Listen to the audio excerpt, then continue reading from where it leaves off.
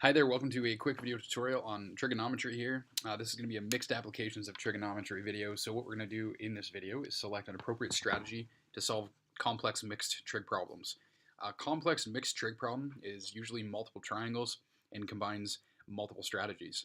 So what I've done here is just kind of written out a series of strategies, and I'm kind of using this utility belt analogy where you kind of have your utility belt and you're going to grab the gadget that is most applicable in a given situation. One of the tools I use is a flowchart for trig problems.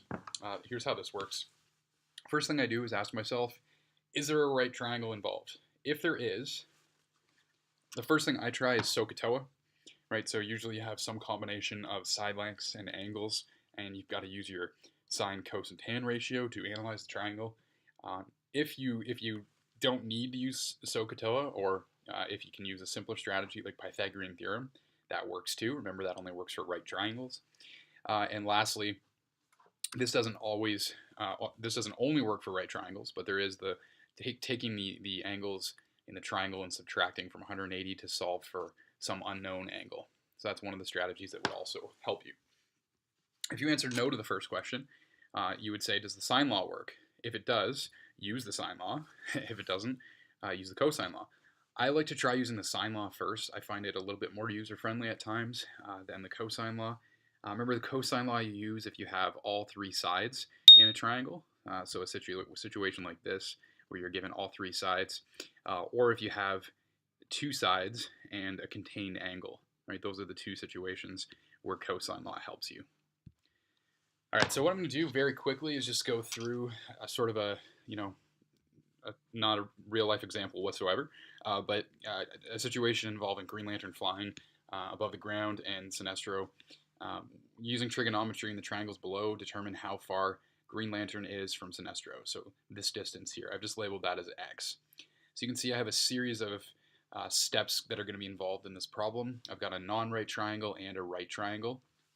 What I like to do in situations like this is say, okay, if I were to work with this x, what would I need to find this x? Well, this x belongs to a right triangle. It's the hypotenuse of this triangle.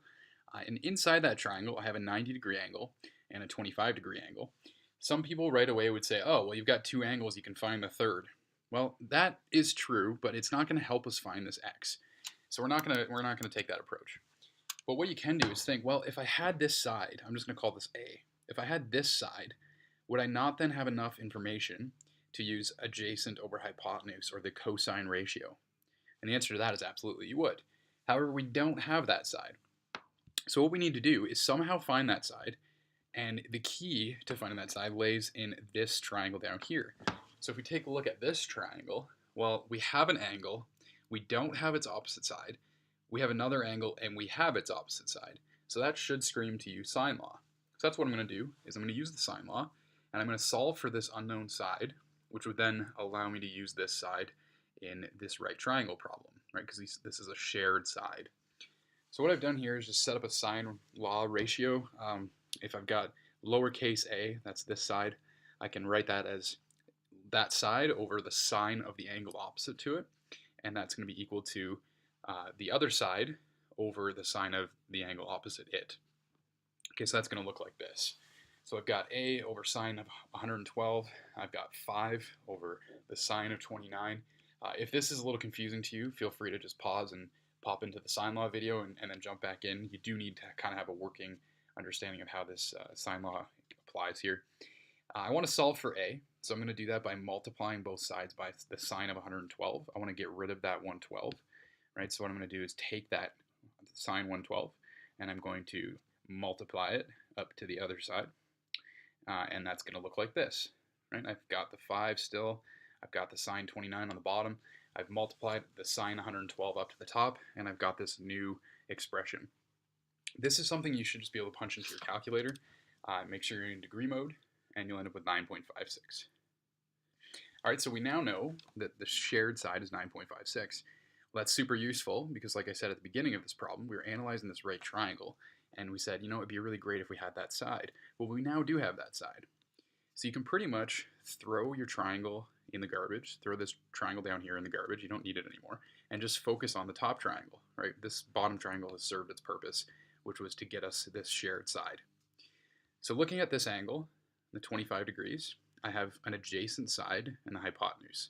I have the adjacent side. I know the value of the adjacent side. I don't know the value of the hypotenuse. But what I'm going to do is use my cosine ratio to solve for that side. And I've just kind of written out the triangle messily here, but I've got the 25 degree angle, I've got my adjacent and my hypotenuse.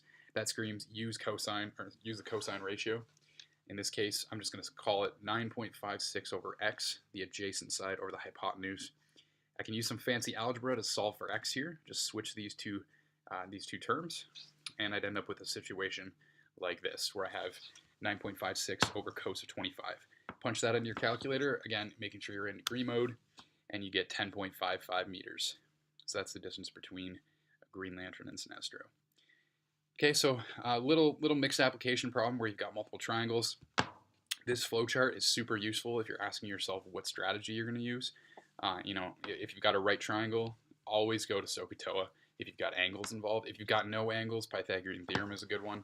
And then don't forget, you can use this if it's needed. It wasn't needed in this problem. It may be needed in others. So just don't forget that this is a good tool to help you select the right strategy for a given trig problem. All right, thanks for watching.